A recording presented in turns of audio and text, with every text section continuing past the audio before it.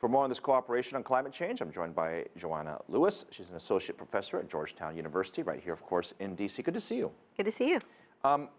Big statements were made last time between the United States and China. A lot of expectations. They're meeting again. There's been some statements. There's a lot of expectations. What is your analysis so far?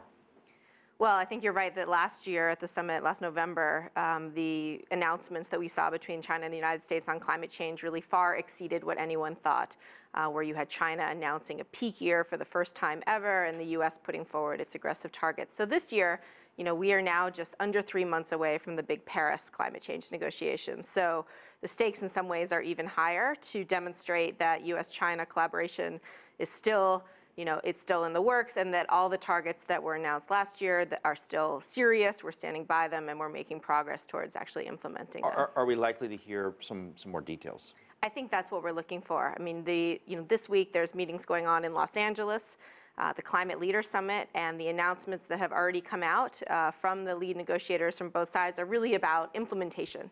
So, you have these national level targets, which are great, and they're extremely important to have that high level buy-in. But at the end of the day, it's really at the cities and the states where the rubber hits the road. Well, I mean, I was going to bring that up as well. I mean, a lot of people in attendance at this conference are actually not federal representatives. Exactly, they're actually from the city and the local level, as you just mentioned.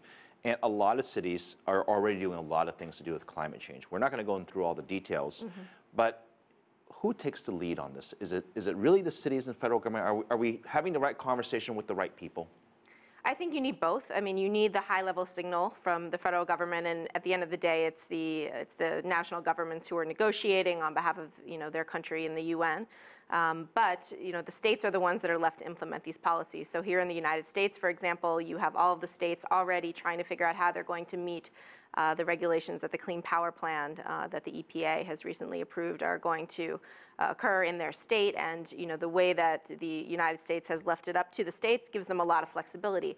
China is really quite similar, where they set these top-down targets, and then the different provinces sort of have to go ahead and implement these targets. Some are, of course, wealthier than others, can be more aggressive. A lot of them, have already phased away from heavy industry. Others still rely a lot on coal, and it will be much more challenging. The expectations for Paris, a lot of people expect the U.S. and China to lead. What we forget is that there's a lot of other big countries around the world that need to do their part as well. Of course. Yes, I think that, this is not a G2 when it comes to climate change, but the United States and China, as the two largest emitters, really do send an important signal to the rest of the world. So I think, last November, we had the summit right before the Lima conference. This summit happening just a few months before Paris can really send an important signal to all the major countries around the world, particularly the other emerging economies, which I think really do take the lead from China. President Xi will be here very shortly here in Washington. I imagine the two will be focused on this particular topic. Might we see an agreement? Might we see a very significant step forward? I think it'll be interesting to watch what comes out of the summit. I mean, the targets are already set, the high-level targets, and so it'll be interesting to see what more can be done. But I think there's still a lot of room for new agreement on a variety of areas that we haven't ventured into before between the two countries.